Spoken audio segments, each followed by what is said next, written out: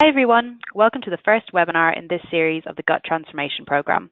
Today's webinar will be presented by Sarah Sharp. My name is Laura and I will be here for the duration of the webinar. If you would like to ask a question, please click on the plus sign next to questions. Type your question in the box and click on send. Questions will only be answered at the end of the webinar. If you would like to print out the PDF of the presentation, click on the plus sign next to handouts. You can then click on the PDF to open it and print it out. You can hide the control panel by clicking on the white arrow with a red background at the top right-hand side of the screen.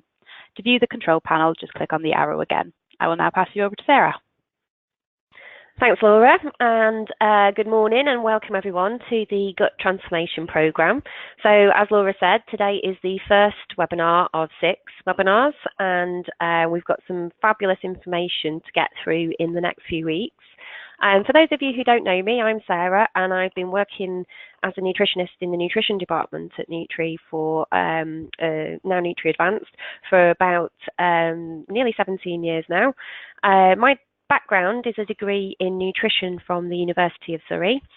I love looking further into the biochemistry of what's actually happening in the human body, but I also love the broader picture that using functional medicine can create as well. It sort of gets right into the detail, but also helps to give you that perspective of what's going on.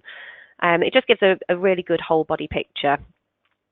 If you're new to using a program from us, then hello and welcome to a really great streamlined program. I'm a big advocate of using systems to save time, and these programs are great for that, but also these programs can be really individualized as well, so we'll go through that as we go through the program.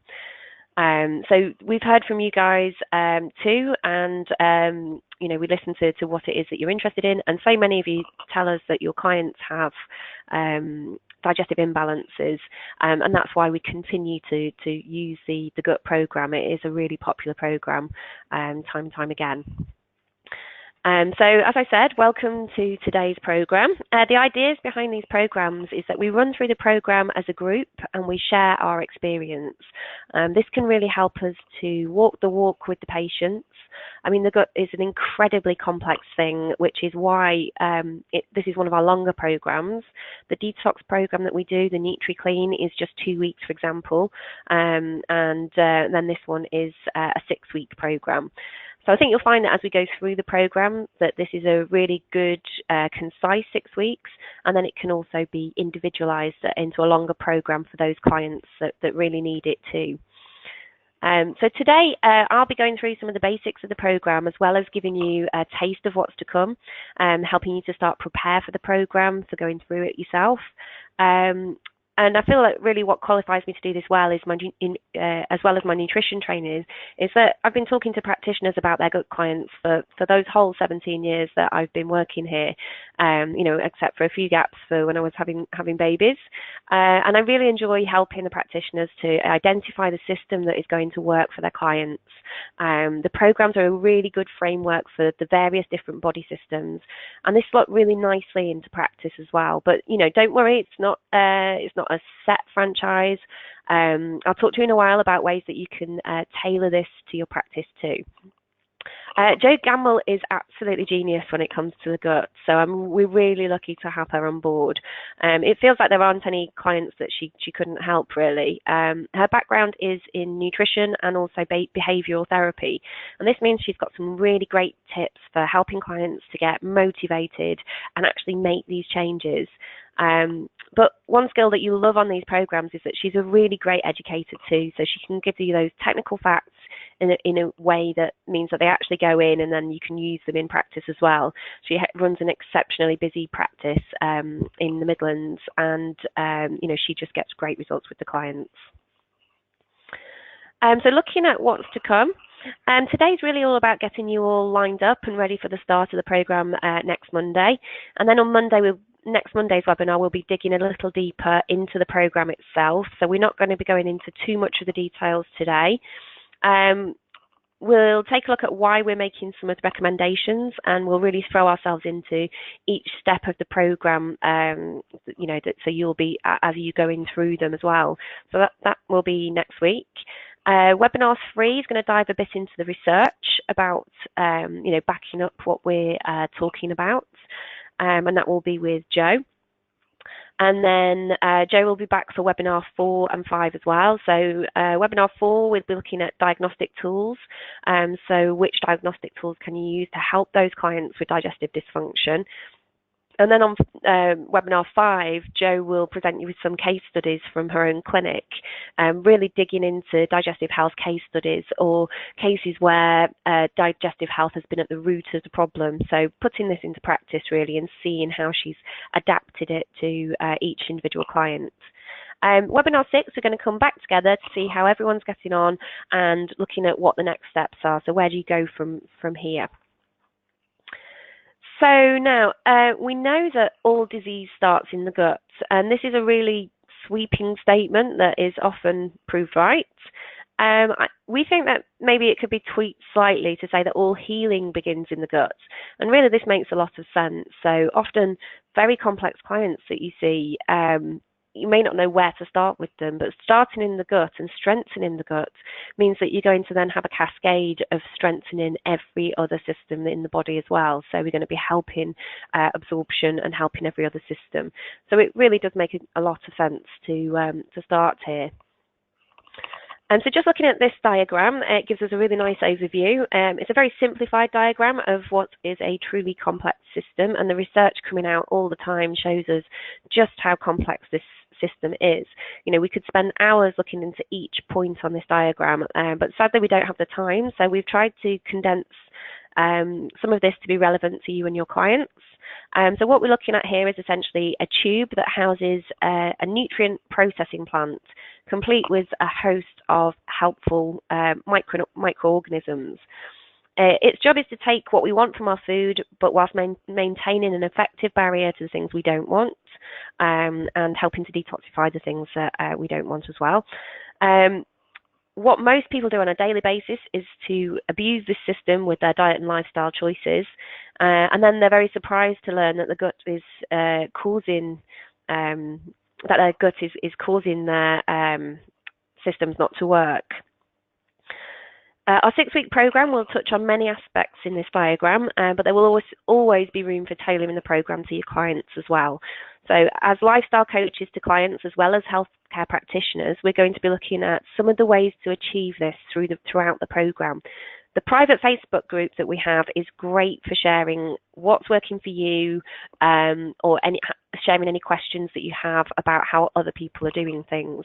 So we'll be sending out today links to join the Facebook group. So just make sure you join that, and then you can be part of the community sharing their stories as they're going through the process. So here's just a few fun facts about the digestive system.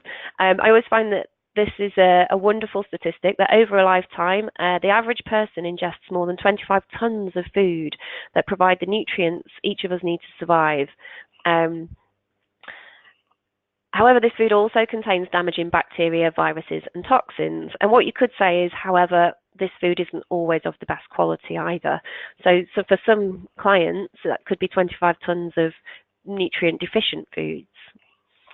So the body is an amazing system, and there are mechanisms in place for dealing with all of these different foods that toxins and bacteria and viruses that come in with our food. And it tries to prevent us from becoming overwhelmed. But unfortunately, like I say, those people who are making the bad choices, their system can become overwhelmed. So one bad meal or one antacid won't have much of an impact, but over time, these repeated behaviours can result in a whole host of problematic symptoms, and then even progression into disease or illness. So the GI tract has a huge surface area. It covers more than 320 square meters, and it's always hard to explain the concept of leaky gut, but this huge area that we have, this huge surface area, has the job of allowing in only those health-promoting nutrients, molecules, and other substances. But then when it's damaged, that's a huge area to then repair and restore, and it can take a little while sometimes. So I think sometimes clients think it can just happen in the first week of, they've eaten well for a week kind of thing. So in a In a perfect scenario, which is, as we all know, doesn't really exist, only the beneficial nutrients and phytonutrients are absorbed into the body, whilst the non-beneficial substances are excreted without ever interacting with the host cells at all. But this just doesn't happen. And what we're actually learning now is that there's lots of sampling mechanisms as the foods and toxins go through the gut to prepare the immune system. So this gut-associated lymphoid tissue is just at work all the time to process things. So we want to maintain that stable, sort of a stable function of the gut. So when we're looking at the biochemistry of the gut, the unique biochemistry of digestion is one thing that we want to maintain. So this is the way that our food is digested and absorbed. So we're not just what we eat, we're also what we can digest and absorb as well. So if this first stage isn't working, then it's often that you start to get a cascade of illness coming through or symptoms coming through the digestive system. Sort of the second stage, the complex and extensive mucosal layer that we have provides this barrier between internal body and the external world. And again, this doesn't always function as it should. And then the third stage is the immune system. So we want the immune system of the gut working really top notch. So this is helping just constantly to sample what's in our environment, prepare us, our immune system, and also keep us healthy and target some of those bacteria and viruses that come naturally with our foods. And then also we want this beneficial symbiotic relationship between the GI tract and the microflora. So an amazing fact is that if you take away all the human cells, then the bacterial cells in the gut would still cast a shadow. So we have such a lot of microflora that we want to ensure are actually working really. So that's just another way of looking at it. So patients come into clinic all the time with various different symptoms and conditions that are associated, and we would associate with GI dysfunction. So we have a huge list here of things. So when they come in, they may not immediately say to you, I've got problems with my gut, but we know that the underlying cause, looking at that functional medicine matrix, may not just be, we're not just giving the pill for the ill. You're not just going to treat their acne or their symptoms, with green pharma. We're going to look at the underlying cause. And that's why this program exists, really, is to get to the root cause of some of these conditions that we see. So looking at some of the statistics, so these are some statistics from the States actually, but it is just, it's the same in all of the Western world really, that United States alone, more than 70 million people suffer from some form of GI disorder. So this can range from mild symptoms to those that are serious enough to interfere with the patient's normal life. And this is, when you're always looking for a toilet, this can have a huge impact on social situations. So people start to become very anxious about social situations, and then they start to avoid it. So it starts to become really quite problematic that people won't leave the house when they're having an attack of IBS symptoms or diarrhea. So it's something that it could just be a mild constipation that somebody's suffering from, which may lead to other, it's the underlying issue for other symptoms, or it could be that it's just, it's something that's hugely impactful on their life. Commonly encountered GI-related problems are diseases such as gastritis, peptic ulcers, diverticulosis, and inflammatory bowel diseases. So a lot of people have been to the doctors, they've got their diagnosis, and then they don't know what to do with it. So these people are sort of primed as well, and there's a huge amount of these people. They're ready for taking action. So even more common that we find is the so-called functional disorders. So this is really at some point in most people's life, they will experience bouts of chronic diarrhea, constipation, bloating, flatulence, and it all gets lumped together as IBS. And that's just the diagnosis of IBS is just the ones that turn up to the doctors to get that. And then also we have things like nutrient malabsorption and esophageal reflux. So you can really notice how many antacid products that there are over the counter. And again, this is just something that people do throughout their life because their GI symptoms are impacting their life. They are having to change the way that they live around their symptoms. So looking at IBS in the UK, we've got here some stats that show that IBS is one of the most common functional gastrointestinal disorders, and it's got a huge prevalence. So in the general population of industrialized countries, it's 10 to 15%. So it's a hugely prevalent illness, but also it's costly as well. So it's costing the governments huge amounts. And this was statistics from the UK and the US they were looking at. So you could see that the average number of days taken off work for IBS is between 8.5 and 21.6. And the impact of this for employers and for the individuals is just absolutely huge, as well as being very uncomfortable and embarrassing. So looking at the size of the problem, in the UK, about 12% of the UK population experiences IBS symptoms in any 12-month period. The precise incidence of the condition is not accurately known, but estimated at almost 1% per year. In general, women are twice as likely to have IBS as men. We know that estrogen can drive fluctuations in estrogen, and the way that we detox it can drive some IBS-type symptoms. Men are more likely to present with certain specific symptoms, though, notably frequent and loose stools. So that tends to be a symptom that drives them to report that they're having problems with their digestive symptoms. IBS patients consult frequently with GI complaints. Also, they consult with more frequently with non-GI complaints and are more prone to problems such as lethargy and low back pain. So you can see here that actually the GI symptoms are starting to impact other systems within the body. So again, we're coming back to maybe the cause didn't originate in the gut, but certainly the healing probably needs to start in the gut.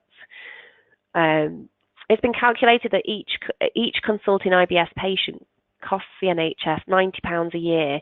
In the UK, given the incidence of new cases, the overall number of consultations has now probably reached about 240,000 per year, and this translates into an annual cost of about 22 million per year, burdening the NHS. So it's something that we can do something about to help. We can help with tweaks, but it is hugely costly to the UK.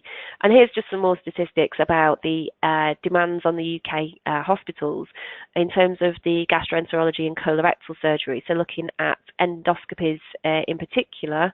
So per year, so I think this was 2012 to 2013, there was nearly 700,000 diagnostic lower GI endoscopies, costing a huge amount. And of these, 49% had no further follow-up in the next 12 months. And I find this statistic just so alarming that you've got, nearly, 350,000 or 325,000 cases that were showing signs and symptoms of requiring an endoscopy that then go on to have a negative endoscopy, no further action required, and they just never get seen again. So did their symptoms go away? Well, probably not. And how are they probably feeling about that? They're probably feeling quite despondent that, oh, nothing can be done. I'm just going to have to put up with these symptoms, these quite severe symptoms. And that's hopefully where we come in. So the NHS would recommend for IBS patients that they see a dietitian. They now recommending that you can follow a low FODMAP diet to help, although they don't give a lot of information about how to then follow that. And as we know, it can be quite complex and daunting for people when they first go to this type of eating. They also offer a lot of psychological therapies for IBS, like CBT. So they recognise that stress is a big driver for symptoms of IBS as well, which is, I think, fantastic to see. So they give some general tips on the NHS website. Just looking now, I don't want to panic anyone, but there are some crossover symptoms. We know that there's some red flags that we need to direct people directly to their doctors. But just looking at the statistics, we have quite high statistics in terms of the number of cases of new cases of bowel cancer, and then the death rate is considerably less. So we have a much lower death rate. So we're finding that 57% of people survive bowel cancer, and also they look at the preventable cases of bowel cancer. So 54% of cases of bowel cancer they predict could be prevented. And again, this is where we can come in, is that the Cancer Council advice around bowel cancer cases is largely involving lifestyle factors. So they've got some really great diagrams on their website. Excuse me. Looking at the cases that could be preventable, linked with things like obesity, things like consuming processed meats, drinking alcohol, smoking, etc. So looking at largely at lifestyle factors.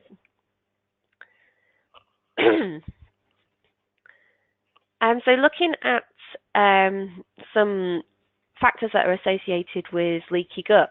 So once the gut stops working completely, then we start to see symptoms again. So some of the factors that would be associated with causing a leaky gut include things like premature birth, a recent infection, or it could be, you could link symptoms back to a historic infection, radiation for cancer treatments, alcohol.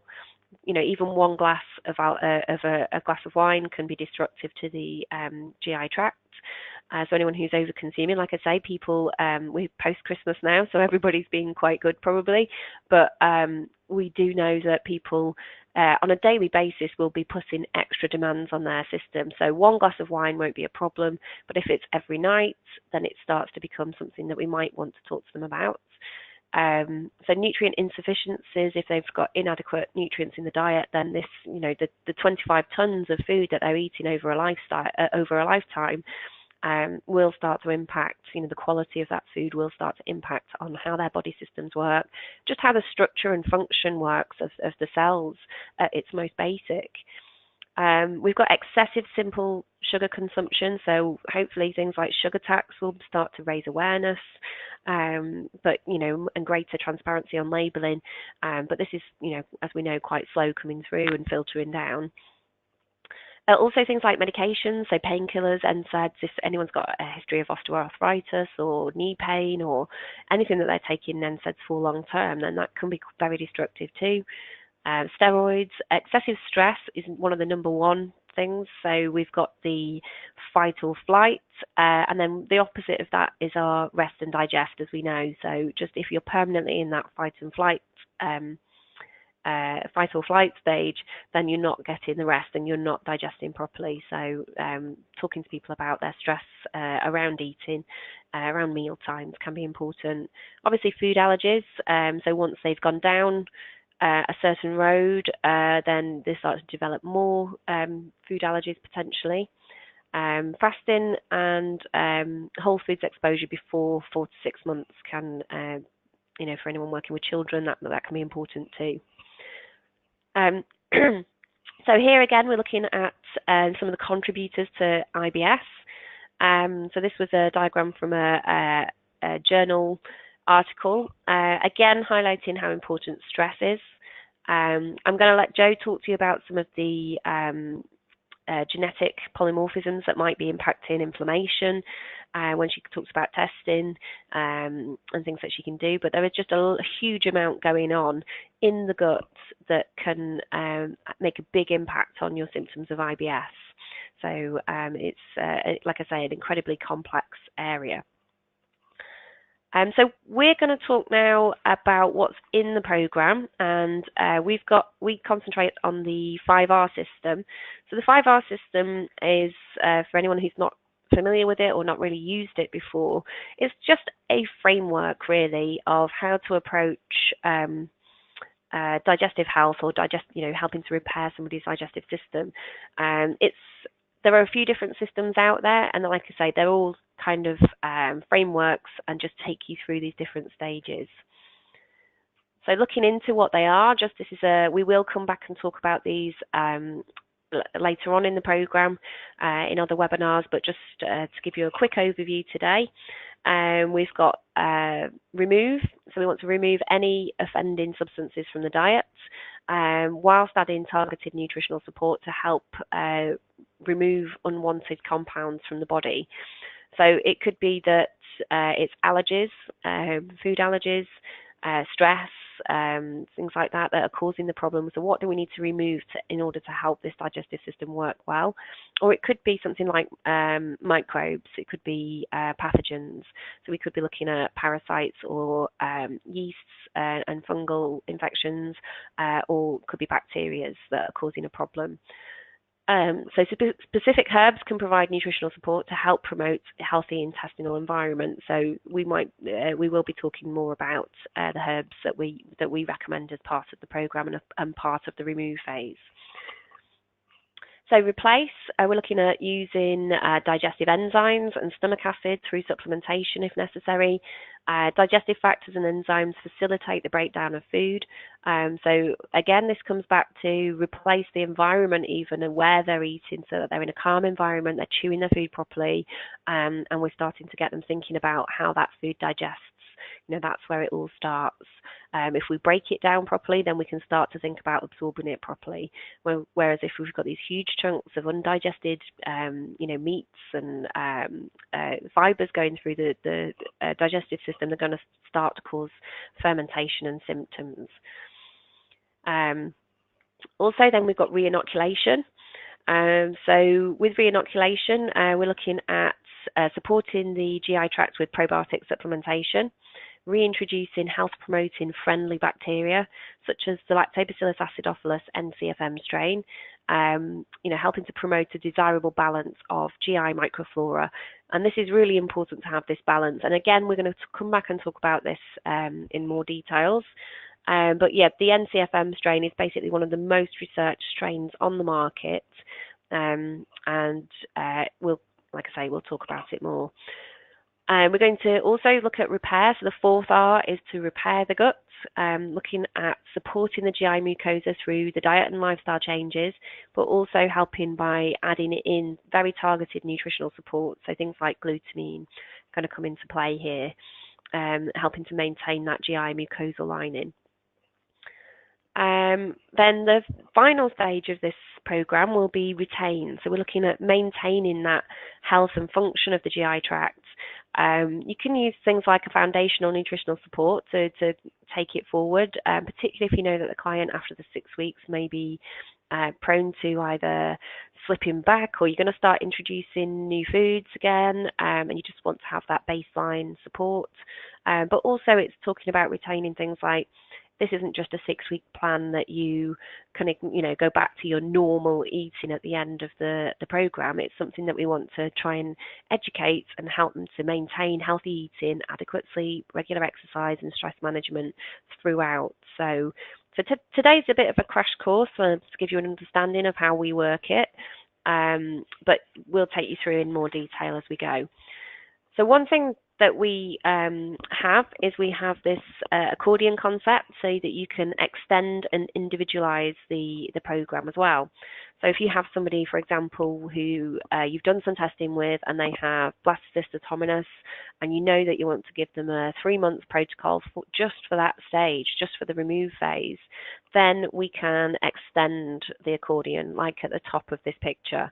The bottom of this picture where it's condensed is pretty much our 6-week program. So this is pretty much as quick as you can do a gastrointestinal detoxification program, so looking at supporting the GI tract, and it can be extended. If you've got any individual cases that you want to talk to us about, then you can just get in touch on either the Facebook group, or you can give us a call at the office and we can talk through how we would individualize it if you're ahead of the steps that we are in the webinars. So in your gut transformation program, you'll have a document, or what you will receive by the end of this week will be a document on how to join the Facebook group. So all you need to do with that one is to find us on Facebook, make friends with Laura, Nutri Nutritionist, and then we'll add you into the group, or request send a message and she'll add you into the group. And if your Facebook name is any different to your the name that you're registered with us as, because we will check that you're a practitioner booked onto the program, then just do let us know. So you should have your gut transformation program received by now. You've got the dates for your diary with regard to the webinars, but they all get recorded and emailed out to you, usually within about 24 hours. So if you're planning to listen again, or you can't make a Monday morning, then that's fine. We also have a series of pre-programmed forms and tests for you to fill in. And then we also, today we'll be reviewing the supplement regime with a view to starting the program next Monday.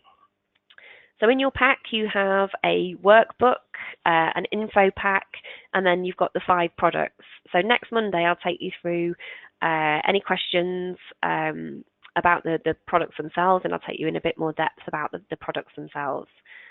The live webinar dates we have, they're all Mondays. So the next few weeks, there'll be a run of the first 4, I think, all week after week. And then we have a little gap and for Monday the 11th, and then Monday the 25th as well will be the last one. You'll be able to download PDFs of the presentations, and you'll get, like I say, you'll get sent the webinar recordings as well. So the booklet that you received in your pack, you get a really handy booklet. Now this one is great for using either just for yourself to monitor through this program, or you have your patients fill it in.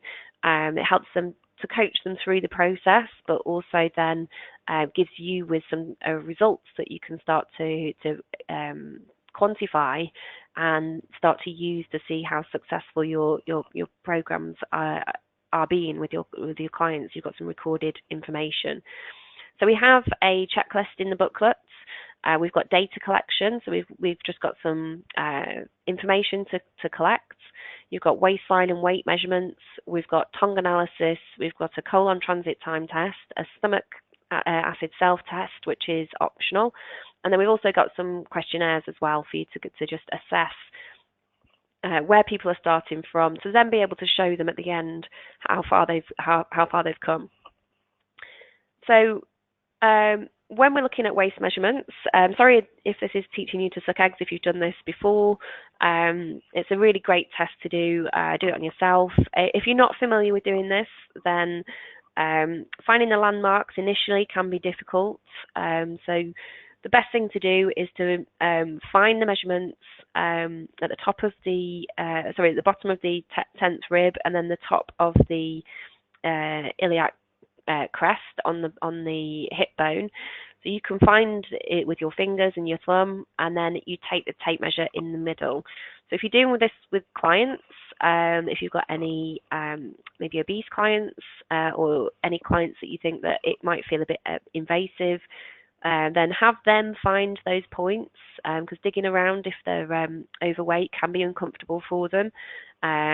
Place the tape measure at the landmark, and then what you can do is run the tape measure to the ground if they've got their shoes off, and then you've always got the same measurement for each client, so measure back up, and then you don't need to find it each time that you measure.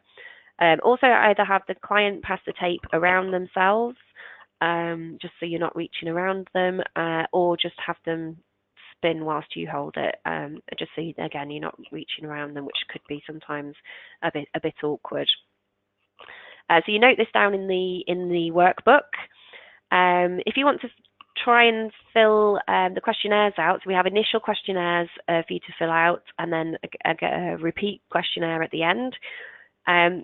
When you fill it in at the start of the program, the best thing to do is fill it out for the previous 30 days, so you get a really good sort of view of what's happened in the last 30 days and what the symptoms are. And then you score up each section. So the IBS bothersome questionnaire will relate specifically to the digestive tract. Then the medical symptoms questionnaire is really looking at an overview. We use this with a lot of the programs, and it's on our website just as a standalone questionnaire as well. And it's absolutely fantastic to show you where the symptoms are, which body system the symptoms are in, and then you've got a self-scored value that then when you finish the program you can go back, and it might be that, say, your client came to you with headaches, and that, you know, we can go back and say, well, we didn't get the headaches down to 0, but we did reduce them from a score of 4 down to a score of 1, and look at all these other symptoms that we've worked on as well. It's just, you know, we're moving in the right direction, we're getting really good results. So it helps the patient to then see what their changes have been as well over time. So if you want to fill these in time for Monday, that would be great. The stomach acid self-test, again, we have this on our website as well. So it's just one. You can do this with Metagest, but that can be a bit aggressive. So you can just do this at home with the, you know, looking at doing it at home with apple cider vinegar or lemon juice. It really is something to consider for the client. So it's not applicable for those with reflux or with ulcers or things like that. So I would just check the suitability for the client, and then you can do that. Looking at stomach acid and absorption, we know that stomach acid decreases with age. We know it's also linked with zinc as well. So if your zinc status is low, then you're going to have lower stomach acid. And we know that zinc levels decrease with age too, which is possibly linked with the fact that people don't consume enough zinc in their diets. So that's just one thing to consider. It does seem to be quite prevalent, and it also seems to be a cause of a lot of digestive symptoms as well. So we know that when you actually look at what's going on in terms of indigestion and the symptoms of indigestion, a lot of people you can actually see it's low stomach acid, not high stomach acid, that's causing their symptoms. There's a lot of studies done as well that suggest that SIBO is present in about 50 to 100% of people with hypochlorhydria. And it's also associated, you lost that initial barrier. So that acid is meant to be an initial barrier. So you're letting the bacteria in terms of things like H. pylori as well. So you're consuming those foods with your, those bacteria and viruses and toxins with your food, and then you've lost that initial barrier to kill those off, basically. So it also decreases the secretion of intrinsic factor, which is necessary for the absorption of B12, which when we're looking at gut problems, B12 absorption is low anyway, so it's like a double whammy. We've also got in the booklet a tongue mapping information, so this is something that you can do. If you're not familiar with it, you can skip it, but if you want to, then it's really good to take a look at the landmarks. So you just take a photo at the start and finish of every week, or just to have a look, and keep a note of what's going on. We have more information, or there is more information with Dr. Cara Fitzgerald. She's got a great website, and she does online courses and things like that. So there's a lot more information out there about looking at the tongue. And she's one of the IFM speakers as well, so she's a really great speaker. We also recommend that people look at transit time. So we know that what's normal for one person won't be normal in terms of what we think. So it's just really assessing this. So you can use beetroot to measure transit time. So you just basically don't eat the beetroot, then you consume lots. Note down the timings, and then note down the appearance in the stool. You can use corn if people don't like beetroot or have a problem with beetroot. Some people could be allergic to corn as well, so it's just finding something that will work for them. But basically, yes, just abstain for a few days, and then overconsume it. So you can then visually examine the stool to note when it's seen, and it can just demonstrate if there's a sluggish bowel or not. We've got the good old Bristol stool charts. So this is just info for nutritionists. We love to talk about poop. So here it is. We're aiming for the type 3, the sausage shape, really, and whilst it's embarrassing, it's really good to talk to people about what's going on and trying to get to the root. So just having this here, asking them to point at it, and then it's done, it's over, and you can make your assessment and move on and let the client recover. So looking at constipation, there's some stats here. The trouble with constipation really is that a lot of clients think it's normal. So they would think that a problem with your digestive tract meant that you were running to the toilet all the time and that you had diarrhea. If they're not going at a regular rate, they're not going regularly, people just get used to it and just think it's normal and think they don't have any problems with their digestive system. Again, this can have a huge impact. It can be, debilitating when it becomes chronic. Older populations, they have lower fibre, lower exercise, lower fluid intake, and it can really reduce the quality of life in particularly older populations. It's one of the things that is we have an ability to change it with lifestyle and food coaching. So it's a huge thing that we can show prevention for. And we have a constipation protocol on our website, which goes through sort of the different stages of management. So looking at symptom management, addressing underlying causes, and then also wellness and prevention. But there's lots of different information out there. So really, just to not leave out constipation there, just as being so important. So now we're going to look at the diet, looking at the foods to avoid and limit and things like that. It's basically a nice, clean, gluten-free, dairy-free, alcohol-free, caffeine-free, very low nightshades. So we've got some allowance for cooking with chili if you think that the client is okay without the nightshades, if they've got no inflammation there. So you can, it's a very nice diet, a nice food plan to follow. If you wanted to adapt it using that accordion technique, you could add in an elimination diet or a FODMAP diet or any other known allergens, so you can tweak it for the individual client. We do actually have a FODMAP appendix here. So we have a whole PDF that just goes through what is FODMAP, but why are we asking you to do this? Looking at what the foods are that are included in the FODMAP plan. And also we've got some I wouldn't say easy cheats, but we've got a cheat sheet in there for the client as well. So it's something that if you're using FODMAPs with clients, you can still run the gut transformation program. You can still take a look at that. So have a look at the information if that's what you're following yourself or if that's what you want clients to follow. And because it's 6 weeks, it fits nicely into that first phase of the FODMAP plan.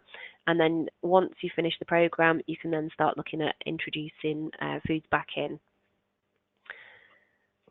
So we have what can I eat? You can eat in the food plan. We have a huge list of things you can eat really nicely from this list. It might be that you or I would look at this list and then be able to pretty much make our weekly plan.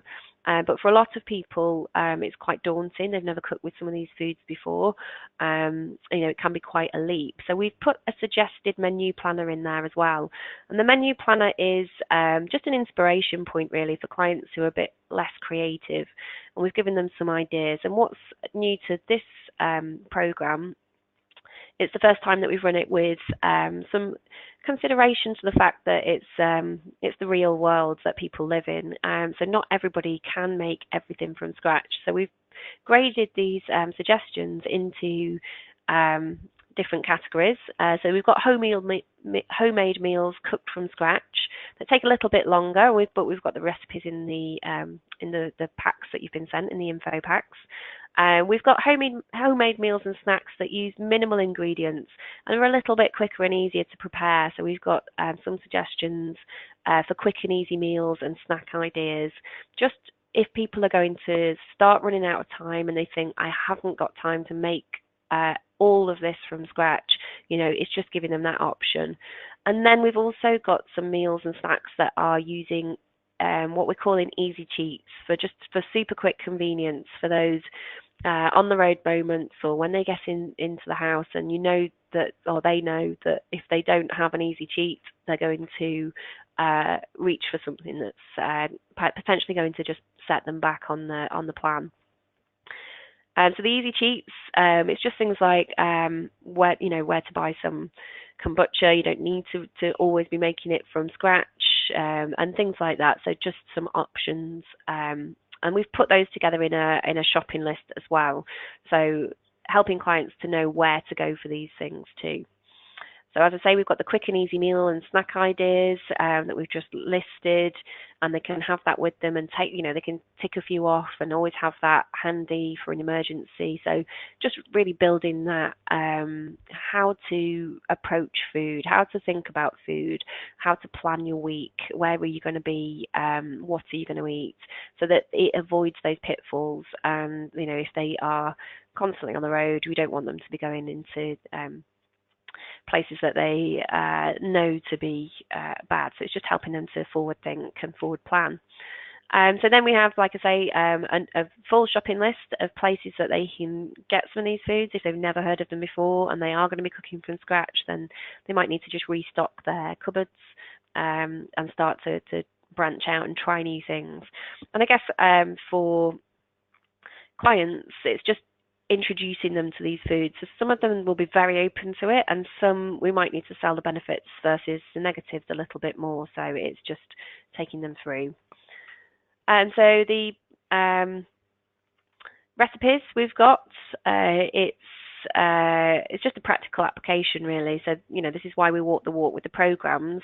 We'll take you through this program, and we'll be sharing it on the Facebook group. But if you've got any photos of the food that you've prepared or any interpretations of these recipes, then that would be fantastic to see on there. And that's what we've done with previous programs, is people sharing where they've bought things from, what's particularly worked for them, anything that they've used with clients that is particularly had great success with. And we'll have a separate section on the website as well that you can just throw on the Facebook group, where you can share those things. And we couldn't have a gut program without putting some juice recipes in there. And there were also some soup recipes as well. So we don't condone just people just having the juices and just sort of like they need to have that balance. But it's this time of year, juicing might not be something that everybody's reaching for, but we have soup recipes in there as well that would be a nice fit to get the nutrients in. So the supplement plan, we have from weeks 1 to 2, we'll be starting with that remove and replace phase. So we're doing this with the Candex SIBO and the Similase. Weeks 3 and 4, we're staying on the Candex SIBO and the Similase and moving in, starting to add in that reinoculate and repair phase. So that's where the Ultra Probioplex Plus and the Glutagenics are added in. So we're crossing over then the repair, replace, and the reinoculate and repair phase in those weeks 3 to 4. So the 5R program, it's one of those you don't have to sit down and follow each R one by one. It's not a linear process. It's quite a mobile process. And like I said at the beginning, it's just that framework. So this is how we've structured it, and we've got really good success with this program in the past, so we know that it works really well. Once you finish that weeks 3 to 4, so then we stop the Candex SIBO. You can stop the Similase, but it may be that what the Similase is doing is really we'll go into more detail on this, but it's really just making everything easy on the digestive system whilst we're doing this program. It could be that you have clients that you want them to stay on the Similase, but that's really where we get into the adapting it. But weeks 5 and 6 will be then concentrating on the reinoculation, repair, and then starting to think about retain with the Nutrimonium as well. We have loads of information on our website, so check out with your practitioner login. You can take a look. We've got info guides on the products. We've got more information. We've got things like that constipation protocol. We've got a stomach acid self-test on there, so more details. It's all on there. We also have the Facebook group, so we're really excited to say hello to you all on Facebook. So when you receive the document, if you just take a look at adding Laura Nutri Nutritionist as a friend, and just as I said, just let us know if your Facebook username is different to what you're registered with us. If you've been married or changed your name, or if you've got your business name in your Facebook account, and then just let us know what name you're registered with us.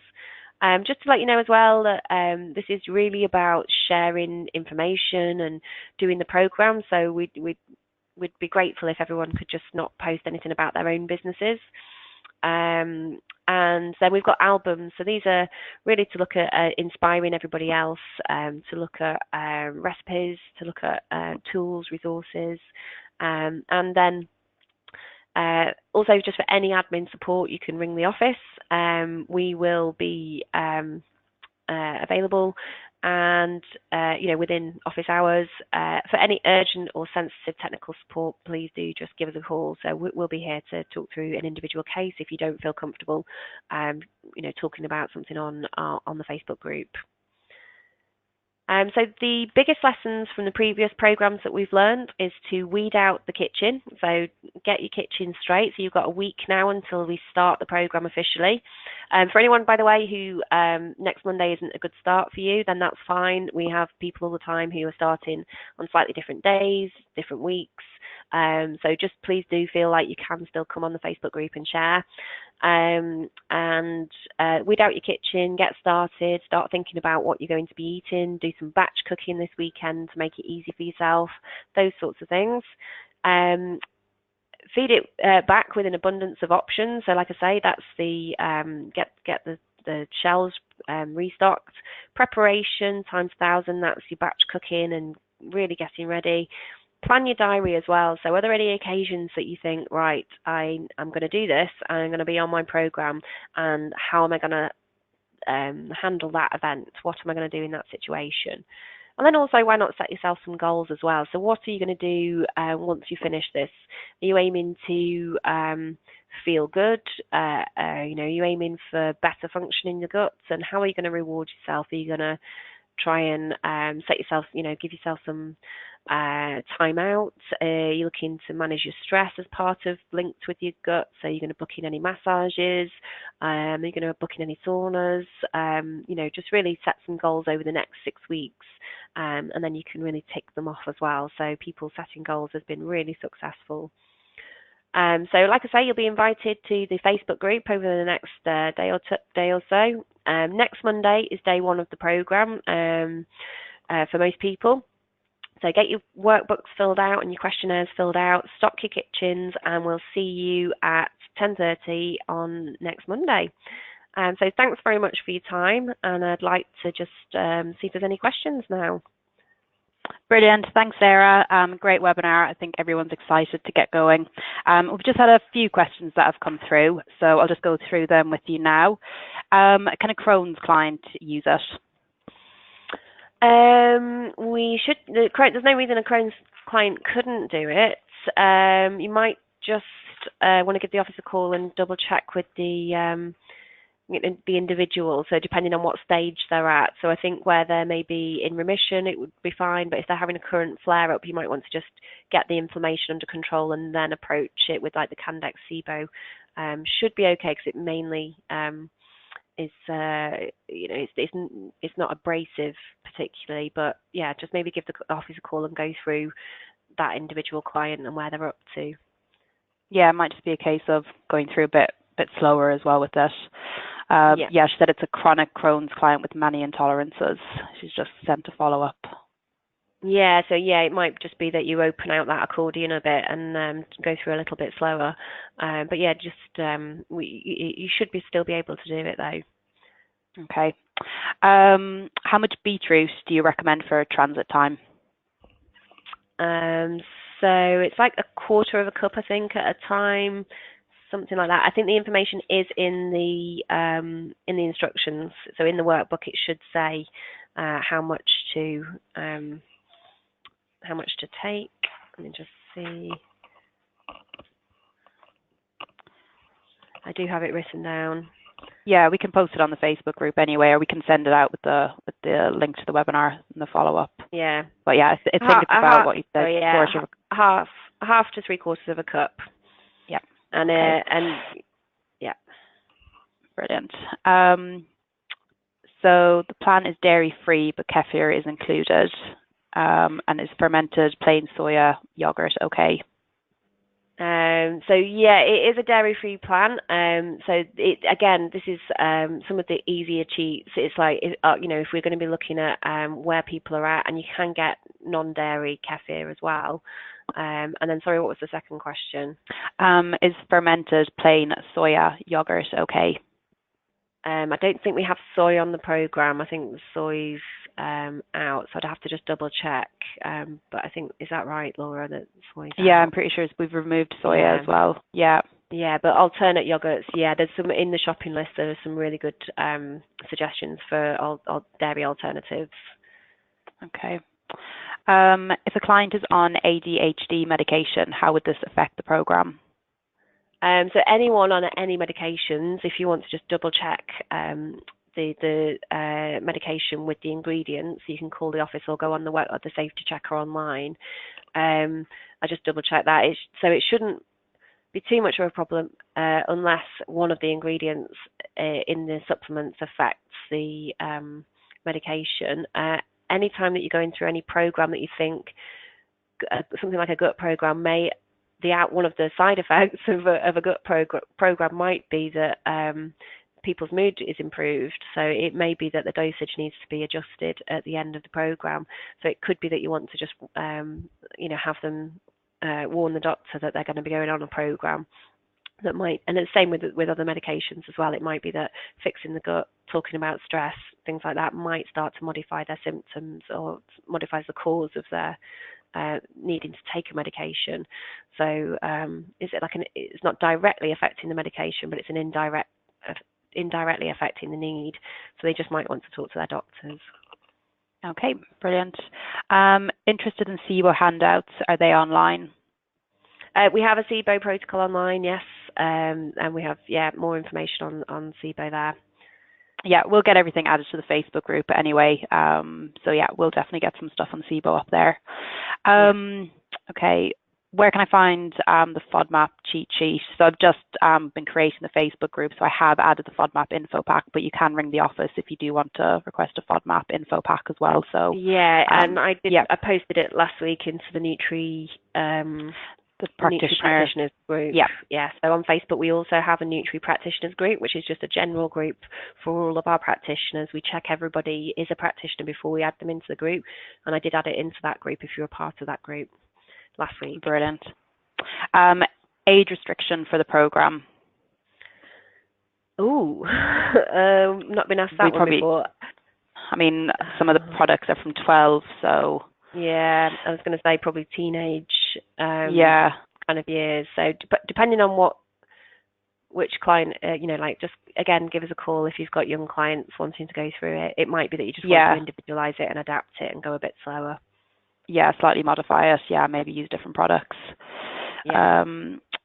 And yeah, kind of similar question. Can this program be adapted for children? Yeah, we've got, as well as the constipation protocol, we also have a 5R protocol document as well. So that's essentially the principles that we're using in program form. But that's sort of, if you wanted to do it really, really slowly or just adapt it and consider different formulas, then that might be a useful document. And then, in the office, we can give information on what age we would recommend different supplements be taken at. Yeah, okay. Should you take the Candex SIBO and Similase only for the first 2 weeks, or can you take Metagest, NAC, butyric acid, etc. as well? Oh, you're getting ahead of yourself there. Next week's webinar, we'll go into that as well. So you can add in extras for people. So again, part of this individualized plan is that if you find a client that you think needs MetaGest or something like that, then you could either switch out the similes or you could add it in. So yes, is the answer to that. Okay, brilliant. Okay, well, that seems to be all the questions. If anybody does have any more, we're going to set up the Facebook group, so we'll start adding everyone this afternoon and tomorrow. Feel free to post them there, but also feel free to give us a call here in the office as well. So the next webinar in this series will be on Monday, 21st of January, so next Monday at the same time, 10:30 a.m. You will receive the login details this week. So that's the end of the webinar. Thank you, everyone, for joining us, and thank you, Sarah, as well, and we hope to see you next week. Thanks very much.